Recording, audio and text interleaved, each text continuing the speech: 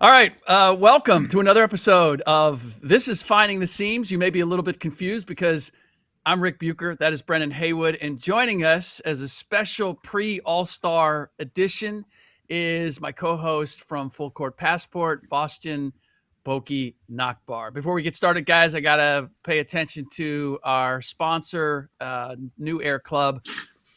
Door-to-door private jet service that will take care of your every need at an unbeatable price. What sets New Air apart is that it does more than arrange your private jet and crew.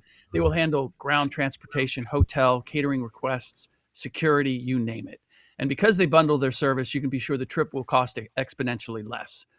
Not everyone can afford private jet travel, but for those who can, make sure you're getting as much luxury for every dollar as you deserve. Check out their website at newairclub.com to see exactly how luxurious travel can be. All right, so this is what I'm most interested about. When we all came on camera and I said, do you guys know each other? And you immediately both went, oh yeah, we know each other. And so I don't know if there's is there some history there that I don't know about, or what? No, what is it? it's just there's in the NBA there's knowing a guy like, hey, like we text, we talk, Yep. we have mutual friends, and then there's knowing a guy like NBA brotherhood. Like if I were to see him on the street, I'd be like, hey, what's up, man? Good to see you. You doing good? He'd be like, yeah, and then we keep it moving because we don't really know each other. We played against each other. We recognize each other. We recognize the brotherhood. But Gotcha. he ain't gonna be calling when it's my birthday, stuff like that. Yeah. Well, from now on, I might. You never know. So we'll see. November 27th. Send me something nice. All right. I give you my Venmo, my Cash App, PayPal, all that. I got it all. I got you. July 3rd. So I'll be before that. So keep in mind, July 3rd, man. Beautiful. What a big happy family we are. March 16th. Mine's just around the corner. So you guys feel free. Hey, Rick, you definitely not getting nothing from me because my wife and my son's birthday are both on March 15th. So I got to spend everything the day before. So yeah, and this is his 16th birthday party coming up. Man, I might have to buy a car. I might have to buy a car. Whew. Okay. Good luck. No money left over in the budget for Rick Bucher. Right, Rick, I'm sorry, I can't do it. If you just maybe a card, that something, gift certificate to Chipotle or something. Okay. All right. And listen, let's get to it because this is the pre-All-Star show, and we've got the new format where it's USA Stars is one team, USA Stripes is another team, and Team World is yet another one. And so I'm just wondering, big picture, Boki, I'll start with you. Like, what do you think of this new format? I think it's a worthy try to fix things. To be quite honest, I think what everybody's talking about, what everybody's seeking is guys to compete, right? And I think it's a deep topic on how we got here and why it is the way it is and all that. But I think at this point it probably makes sense having American players compete against the world. I think it's an interesting attempt, especially knowing it doesn't sound like you think it's going to work. At least I need to see it. I need desired result. I need to see it. I mean, at the end of the day, it's still the same guys that have, or most of the guys that basically, let us down in recent years regarding the, competing in the All-Star. So, but I wanted to say that hockey tried it, right? Hockey did like a Four Nations Cup or something like this a year ago, and that was a huge success. I'm willing to give it a try. B? For me, it comes down to this. Which of the young stars is going to grab the mantle that guys like Kobe Bryant and Michael Jordan had before that? And right now, it sounds like Wemby. Wemby said, yo, I want to play hard. So if you get some of the guys playing hard and they're embarrassing the other guys, then it's one of those things where I got to meet your level or I look like I'm running from the smoke. And so I'm going to be interested. I saw Wemby. I saw Jamal Murray. These guys talk about competing at a little bit higher level than what the All-Star game has been the past 5, 6, 7, 8 years. I want to see if they're able to do that. The only way to fix the All-Star game is for the players to bring the intensity that we grew up watching. And we know the All-Star game isn't the same as the NBA Finals, but All-Star games in the 80s, '90s and even the early 2000s are different than the energy that the All-Star games have brought now. For So sure. it's and so I love the fact that Wemby, who was going to be the face of the league soon, stepped up and said, "Nah, this ain't good enough." Yeah. And when the faces of the league, they always set the temperature for what the All-Star game is going to be. I don't know if we got time. Quick story. Michael, I wasn't there, obviously. I was never an all-star. But Michael Jordan told me one year, he walked in there and he said, "Hey, man, everybody on the all-star team is putting up $100,000. We're betting the guys on the other all-star team." Now, to some of these new guys, $100,000 is pocket change. But in the 90s, that was a lot of money. Everybody had to put up your own money. We're going to, hey, winner takes all. And we're going to come out there and we're going to compete to a certain level. And that was Mike setting the standard. I think Wemby has the opportunity to set the same type standard. It doesn't have to be that gambling, but the standard was still set by one of the guys that was deemed the best players in the league at that time.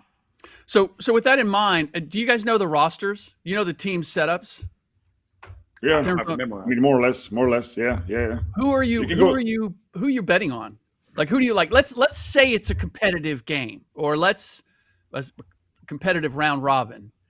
Which team do you like? Because this isn't traditional like East West. It's a mix.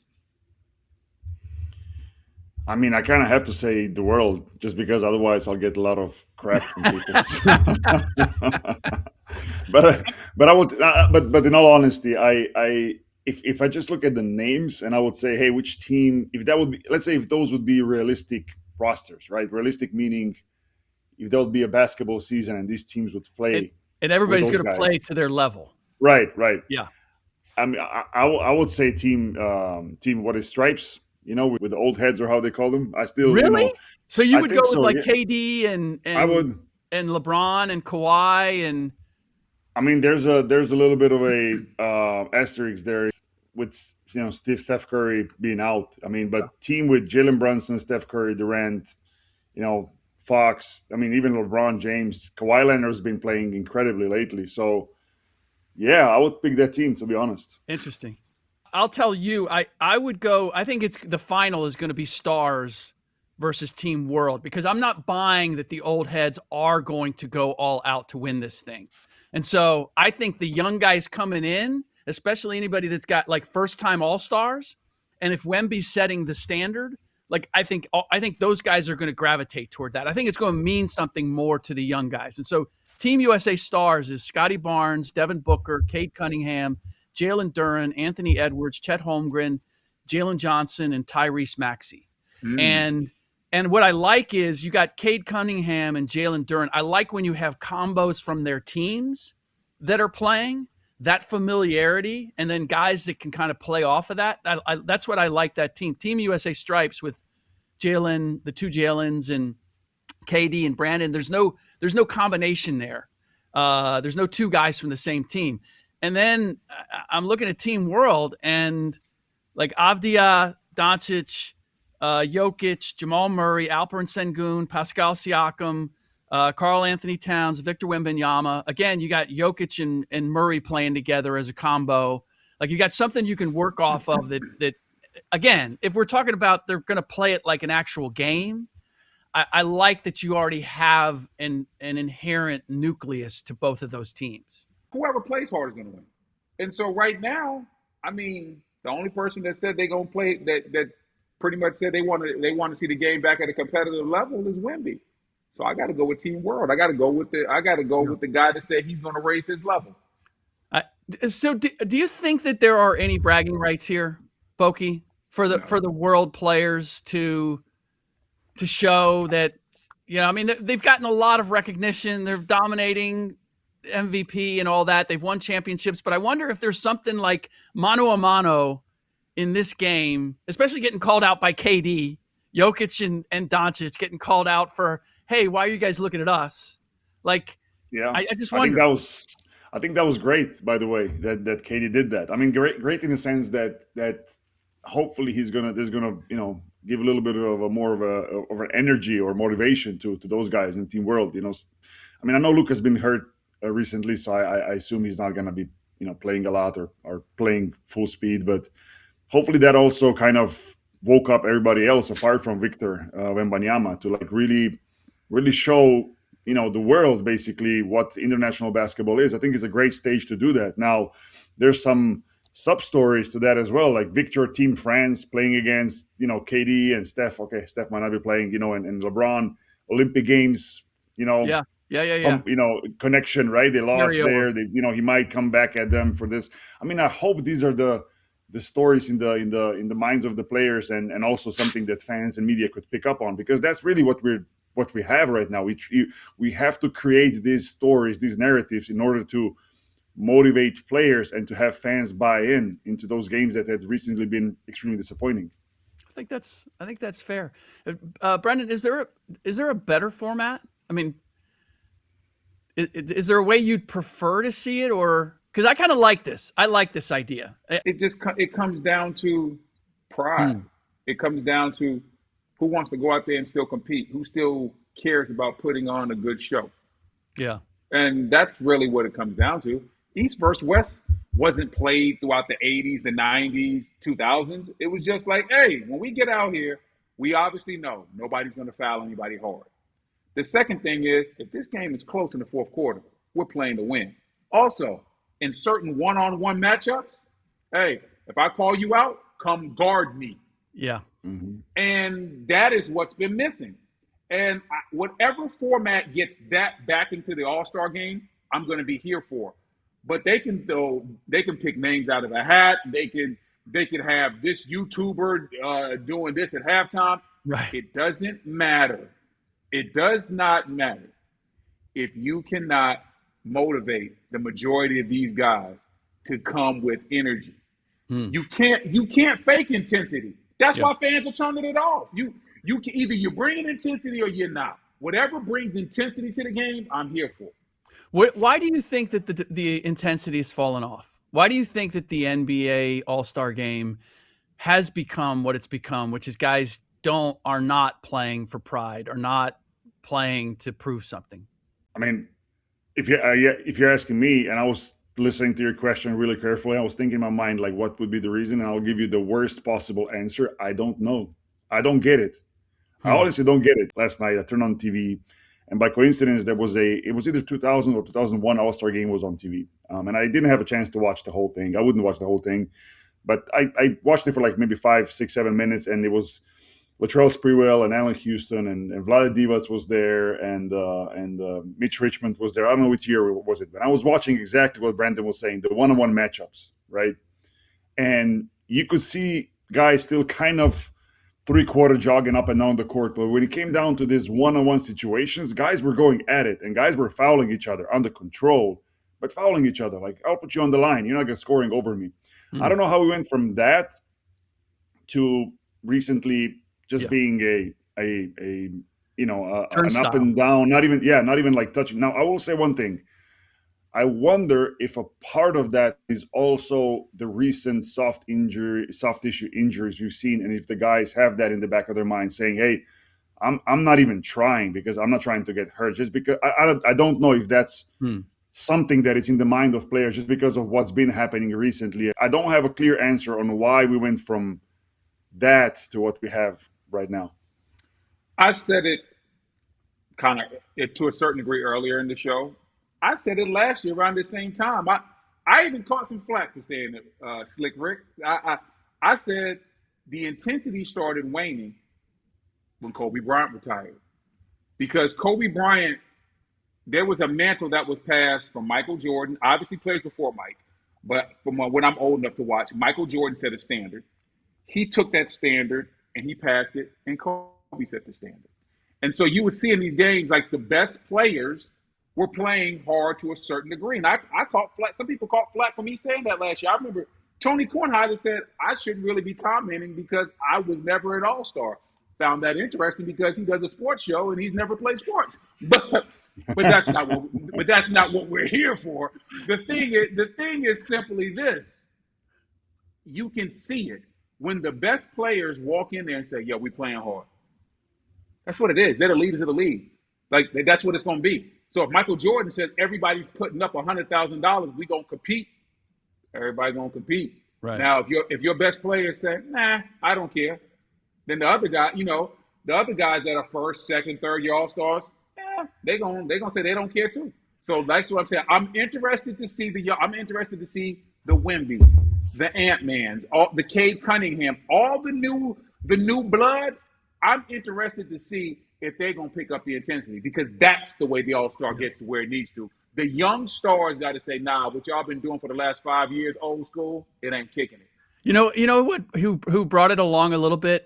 I don't know that he actually picked up the Kobe mantle, but I do know that he brought a certain energy that forced guys to play harder, and that was Russell Westbrook. When Russell Westbrook was aiming to win All-Star MVP, when that was a goal of his, he was coming hard. And you saw exactly what you referenced, Brendan, in terms of like guys didn't want to be embarrassed. They still weren't playing at the same level, and they were almost kind of smirking at how hard Russ was playing. But they had to come along at least a little bit. It did make a little bit of a difference. So I think you're right on that front. I think it definitely has to be individual motivation, whatever it is, whether it's young players trying to prove something to the older guys, whether it's somebody chasing the All-Star MVP. I mean, because correct me if I'm wrong, but NBA recently tried also that winning team gets certain money for their charities or something like this, right? Yeah. That didn't really work, right? So it's really comes down to like individual motivation about performing, period. Yeah. Right? It's hard to motivate guys making $50 million with money. They got a lot of, what I'm saying? When you got $50 million, it's kind of hard to be like, hey man, we're going to give you an extra $500,000 for the All-Star game. Guys are like, that's nice. And you probably just brokered a couple deals over All-Star weekend that are worth 5 times that as well, right? You're walking into the game and you already added to your bank. So if you guys were at All-Star weekend, what is the event or party, whatever it might be, the thing that if you were there for the weekend, this is the thing that you'd have to go to? It's the must-attend event for you on the weekend. That's a good question, because I'm older guy now. I'm not chasing crazy parties. Not that I ever was, but did you ever go to any of the parties on an All-Star weekend? I've been to like the NBPA events, NBPA parties. And I go there just because of what I do now, and I kind of I think it makes sense to be around like-minded people in terms of like business and players, helping players and all that. But I never been while I was playing. I don't think I ever went to an actual All-Star. Maybe I've been to an All-Star, but not like an All-Star party or things like that. So for me, that's never been a huge thing. It's more nowadays. I'm more about business and meeting people in that sphere than actually partying. But Brendan probably has more experience when it comes to that. I don't know. I never been to one of those crazy parties. Yeah, come on, Brendan.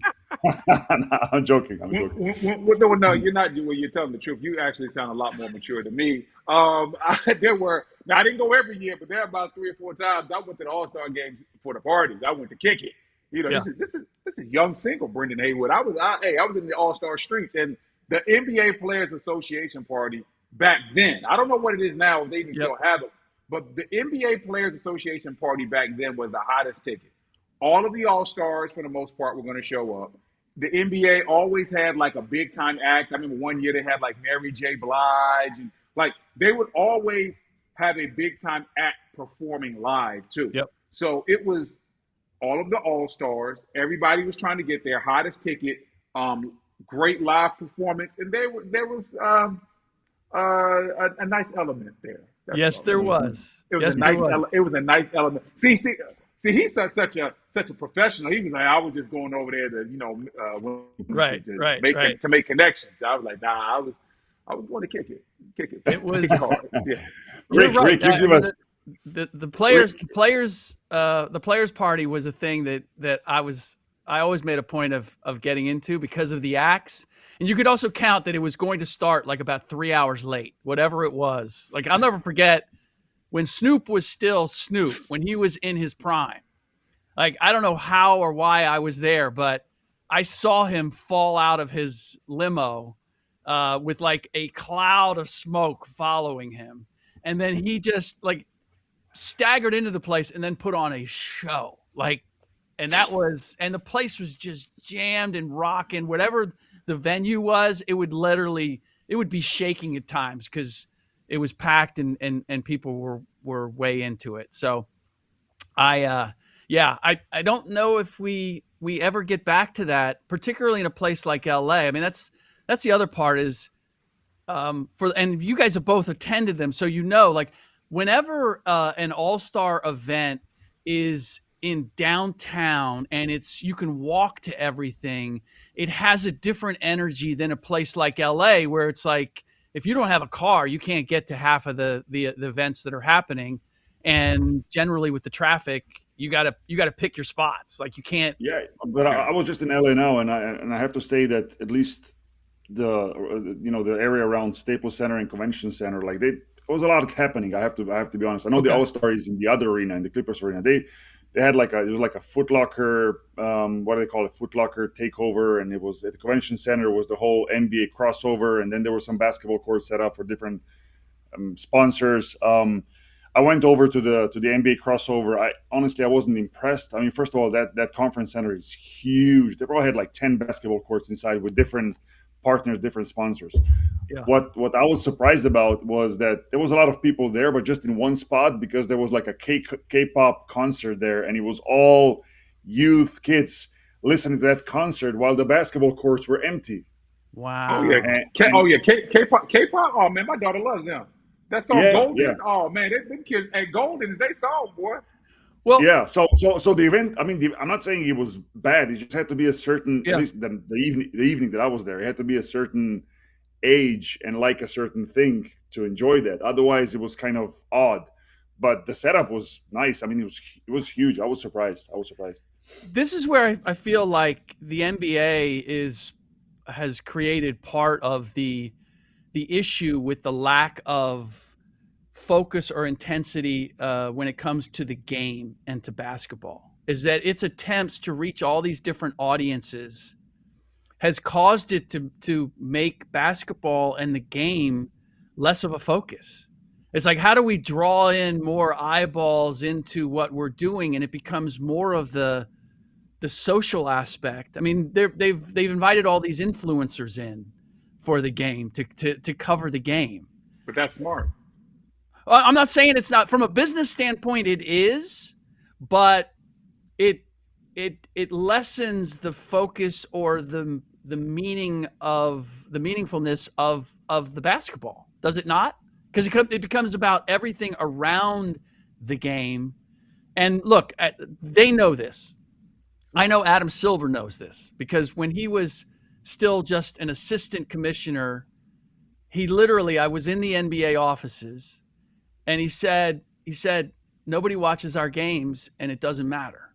Like the promotion of the NBA overseas and to people who will never attend a game and aren't necessarily hardcore basketball fans.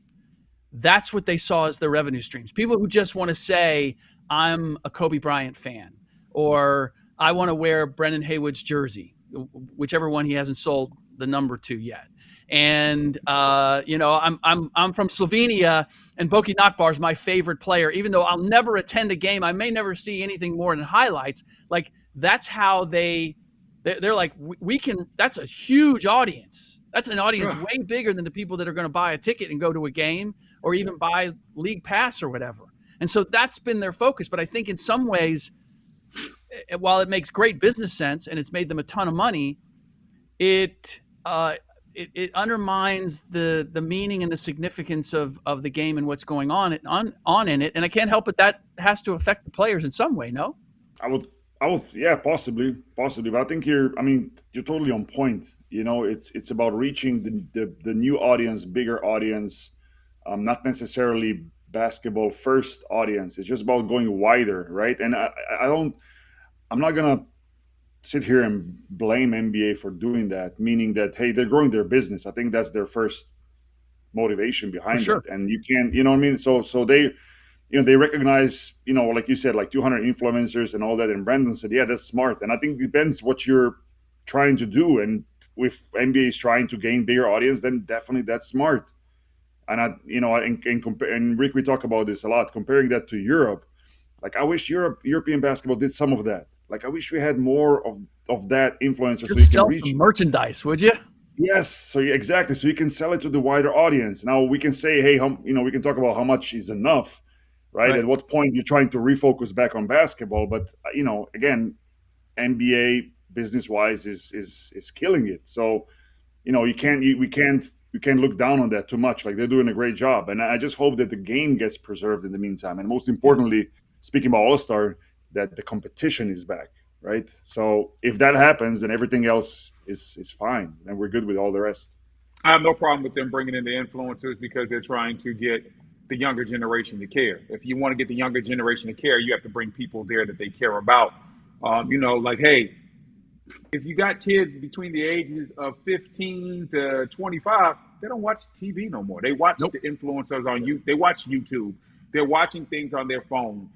So these influencers, it's a different ball game now. So you need these guys. Just look how music is brought up now. Like, if you want your album when it comes out to be, really, really popular, you need Kai Cenat, certain influencers to start talking about it on their streams. And so these streams, these views, all that stuff matters. So I have no problem with the NBA trying to capture the young viewers in that fashion. Yeah. Look, I'll give you one example, just because it's close to close to me, in the sense that, like, and Rick, my girls play basketball, and just like everybody else, not everybody, but a lot of young fans right now, like, hey, Cooper Flag is the next superstar, right? They would know every big game that Cooper plays, every highlight stats from it. They probably know it all. If you ask me how many games of Cooper Flag have they seen this season, I will tell you my answer: 0. Yeah. None. Yeah.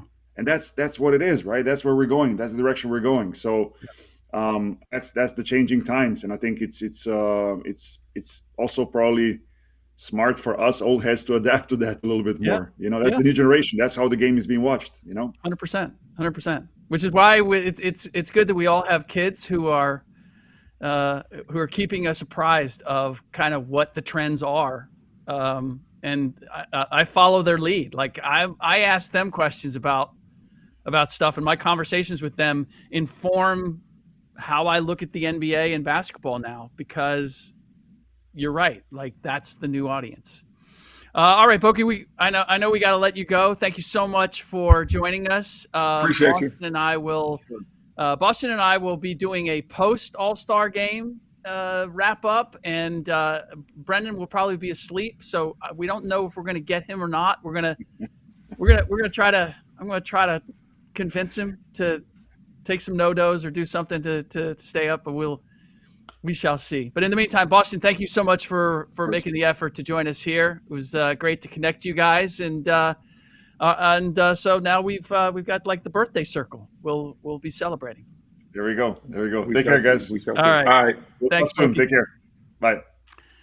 We had to move things around a little bit because Brendan had an emergency, and so I brought up something for me, because I think fans in general don't realize that NBA players still have real life issues. Like, still, like, I don't think you realize that people have real life issues.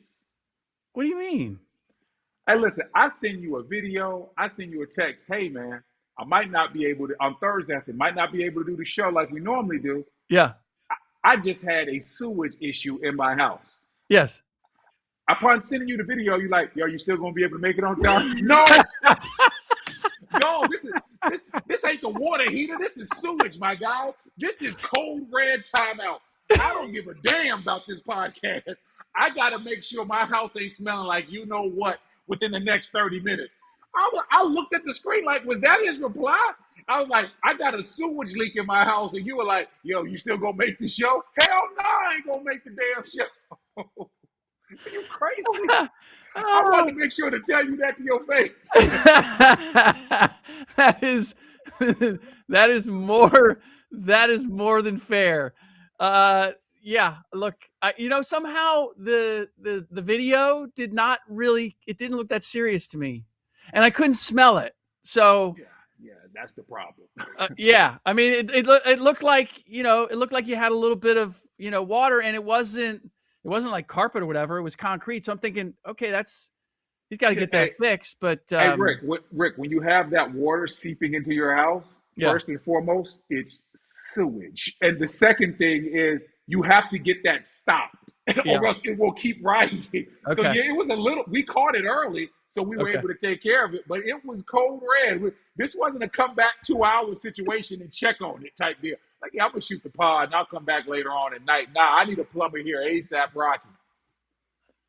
Ah, I've got no excuse for it. Just other than I you're realized, right, Rick, man. that I realized as a friend that you don't really care about me that No, much. that's not. That's At not. that moment. That's not true.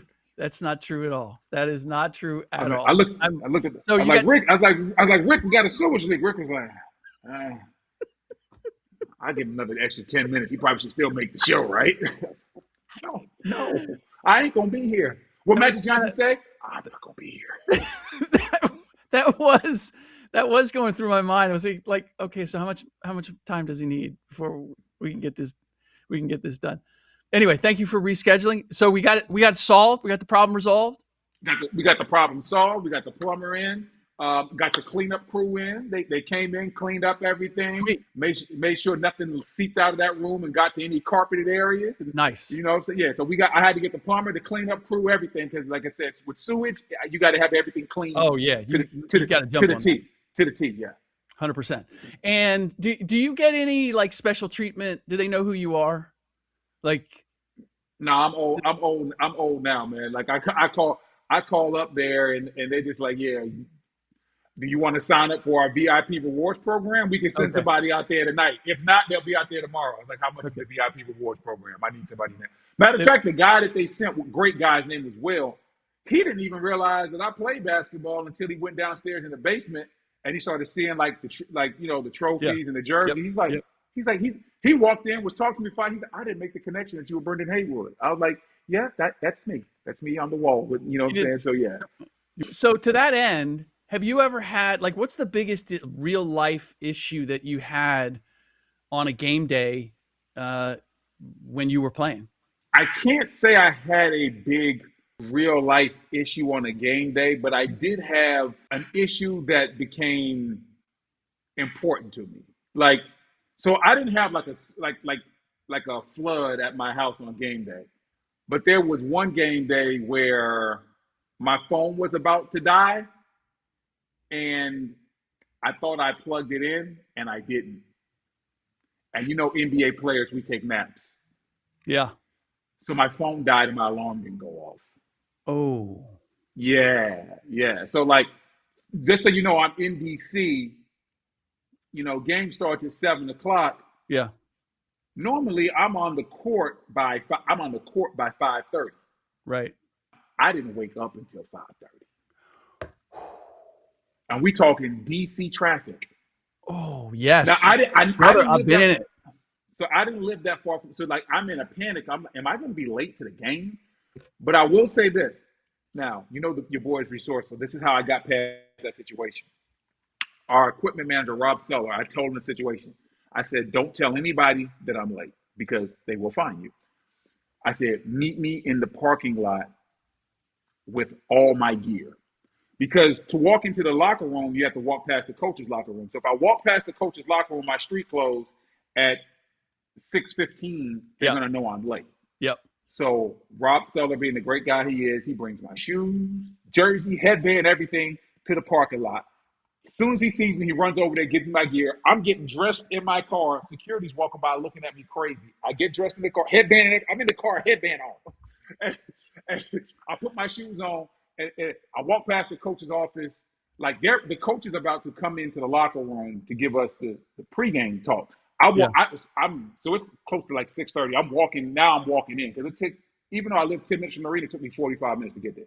So like I'm walking in like I've been there the whole time. And they're like, well, I think we didn't see you on the court. I'm like, yeah, I was on the practice court. Oh, okay. But I look like I've been there all day. So they never knew that I was late. Wow.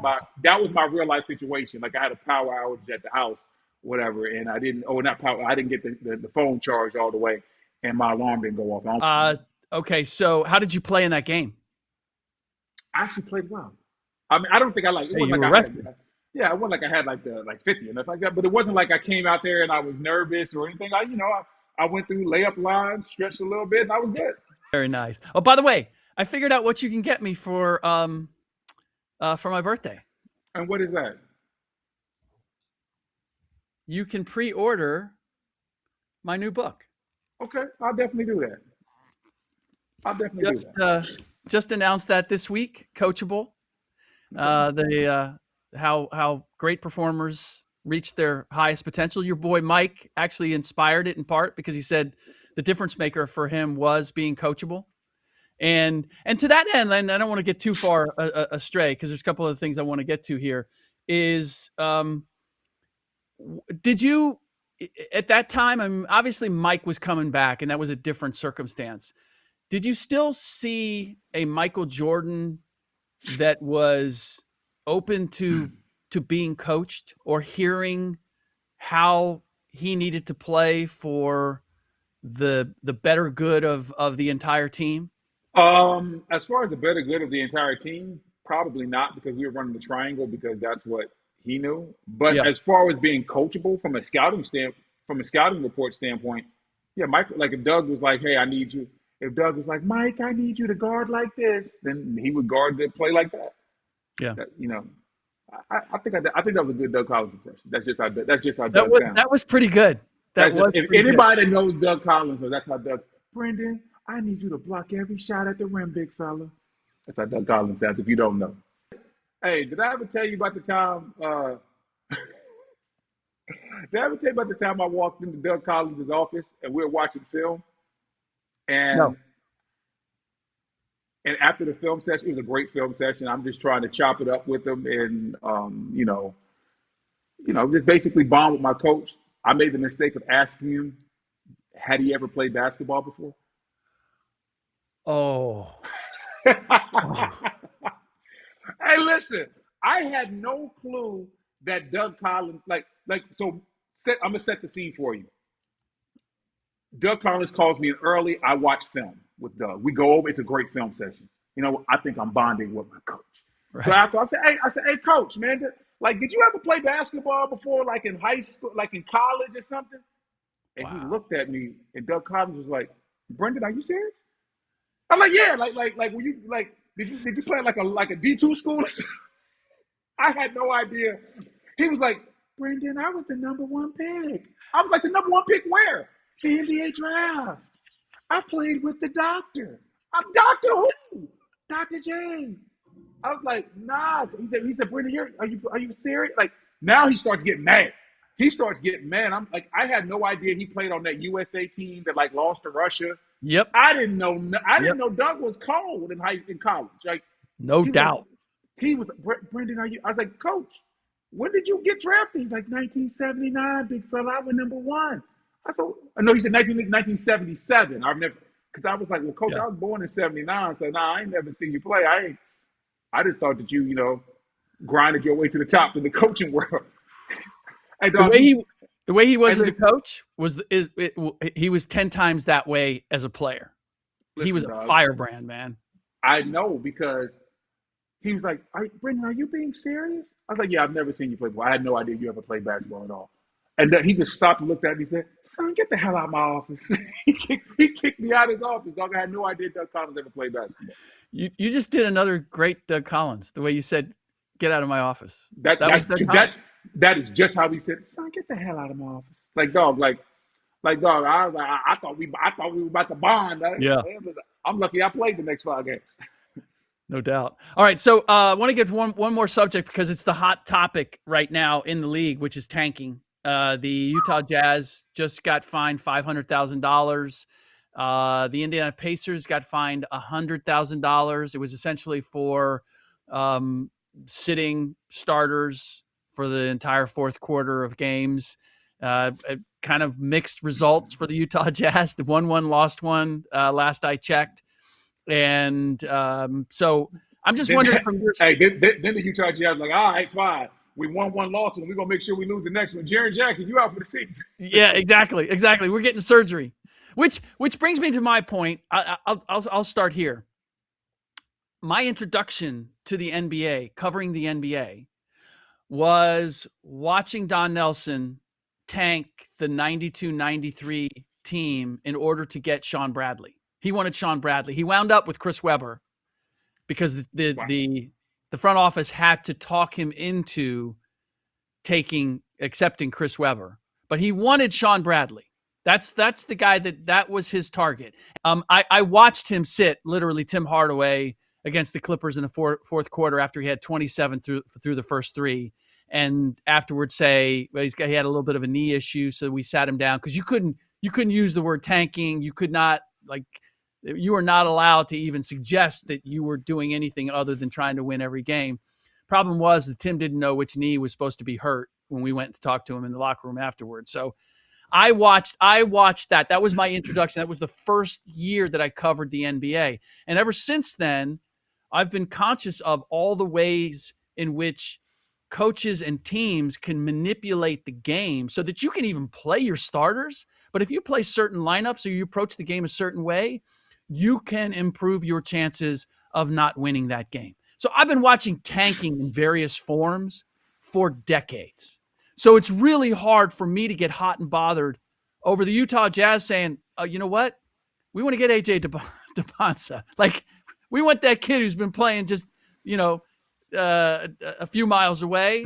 We want to add him to the equation of Jaren Jackson and Lauri Markkanen and Ace Bailey, and then we're going to be ready to go. But that we're taking a shot at it now. I don't have a problem with it because I've been watching it in the NBA my entire life.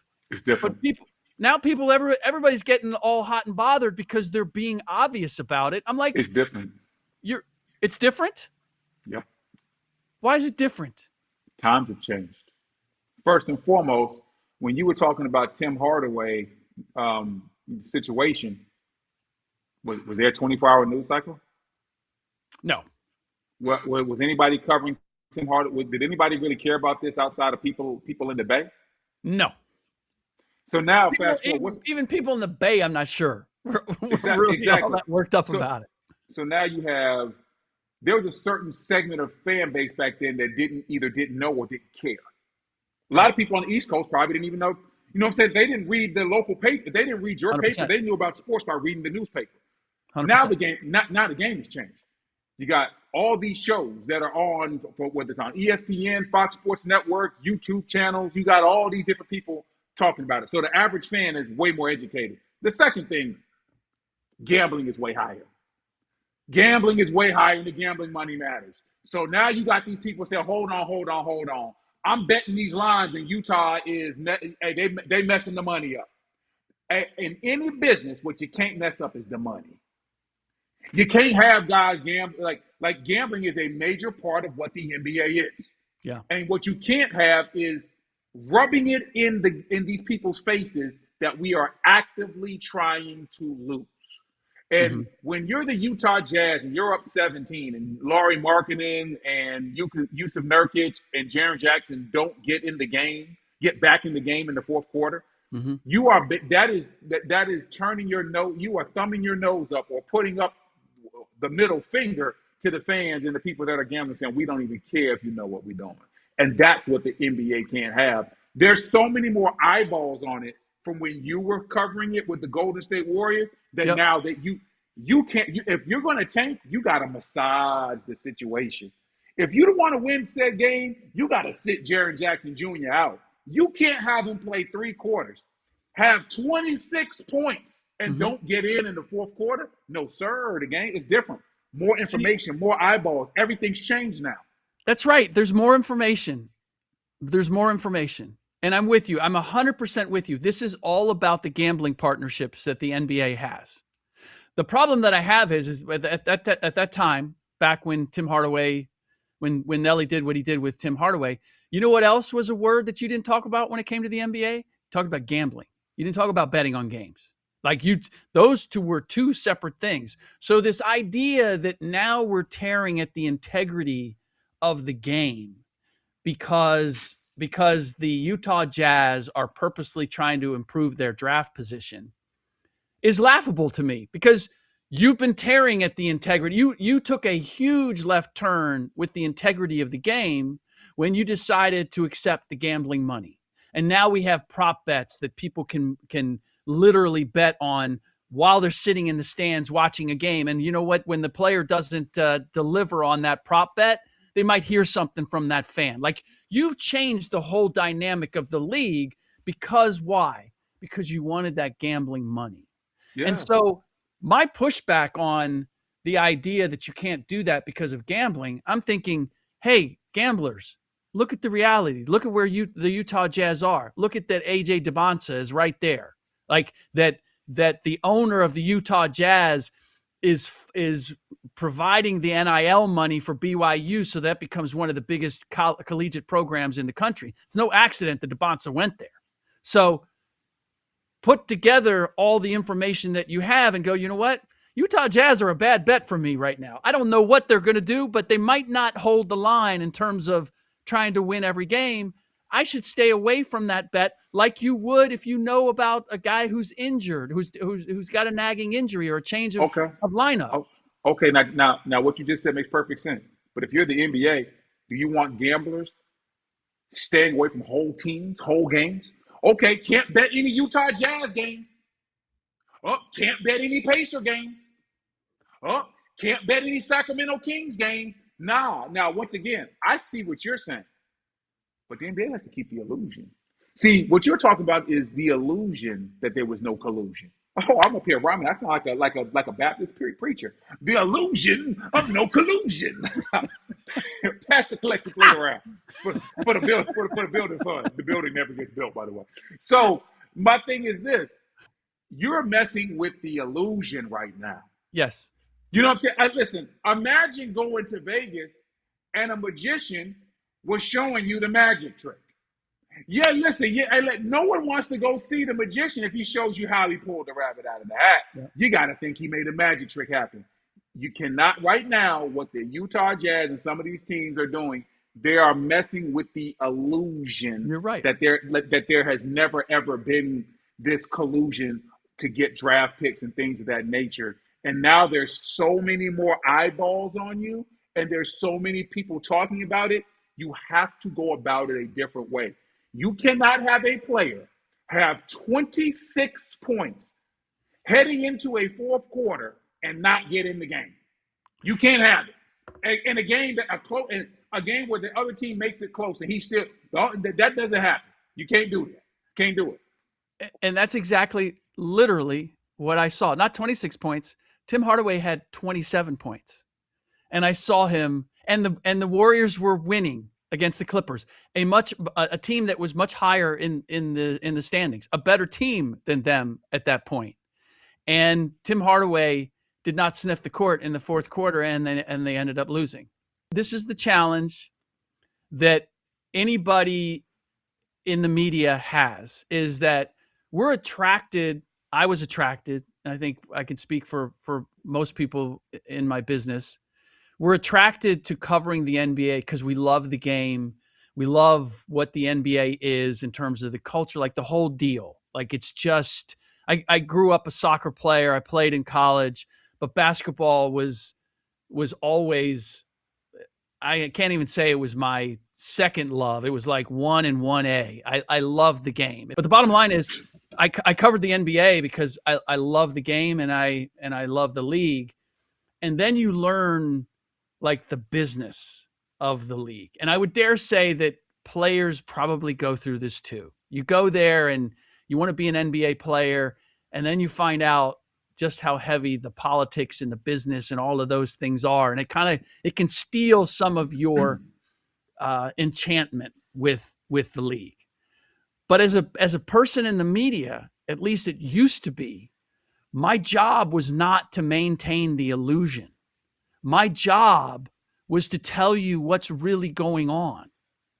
And so that's where it becomes a difficulty, where it's like, I know what the league wants to do. I know the dream scenario that they're selling and how that's key to their business, but it's not my business to be in cahoots on that front. And now that we have so much media that are partners with the NBA, right?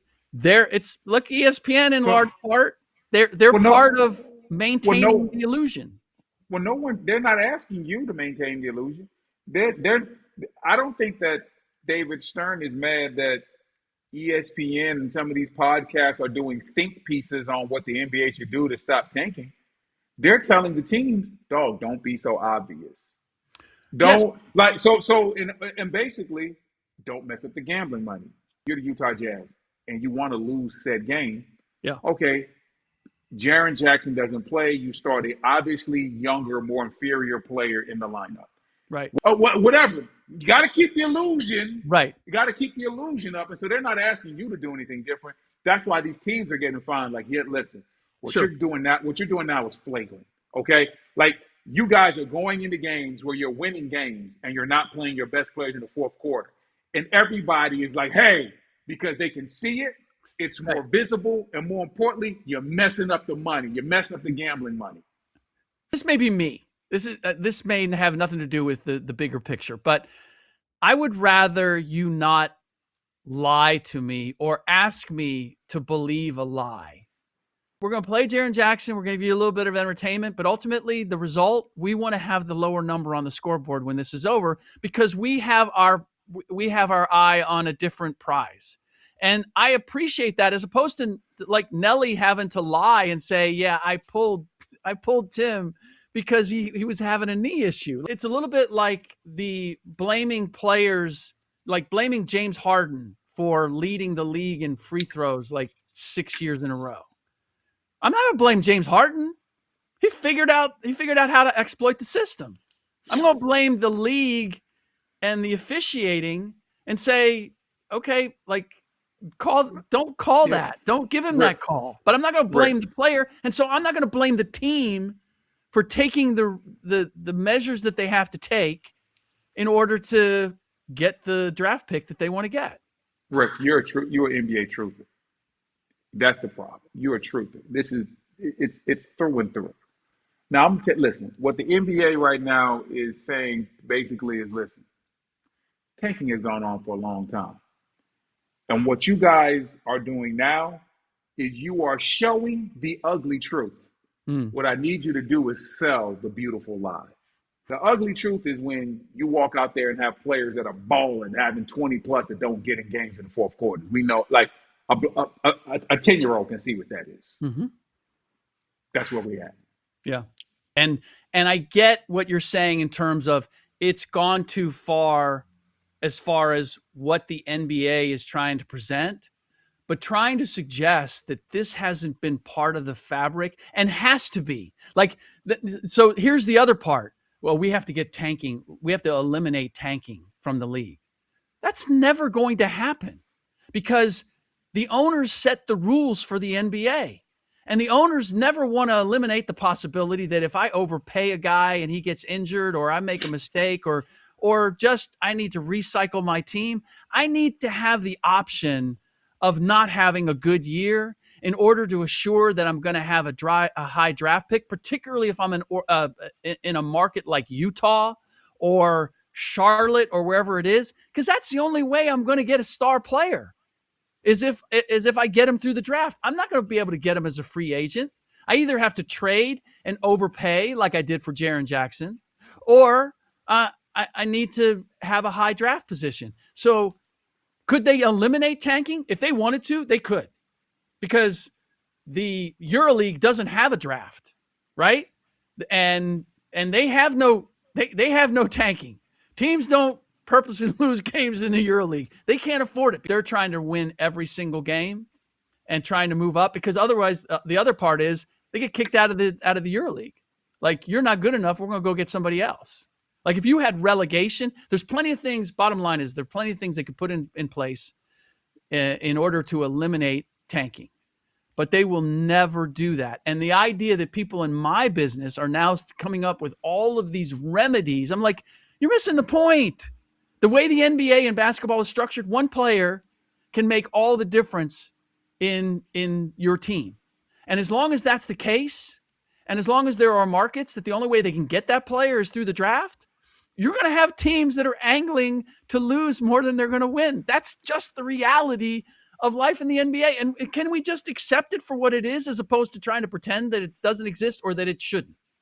Yeah, I mean, definitely. And then also you also have to look at how some of these trades are structured. Part of the reason why Utah is doing what they're doing, their pick is top eight protected. If you don't know what that means, if Utah's pick lands in the top eight, They get to use it. they get they get to use it. If it lands outside the top eight, it goes to the Oklahoma City Thunder. Oklahoma City Thunder probably called NBA tips on Utah after seeing that Jaren Jackson game. Hey, anonymous tip.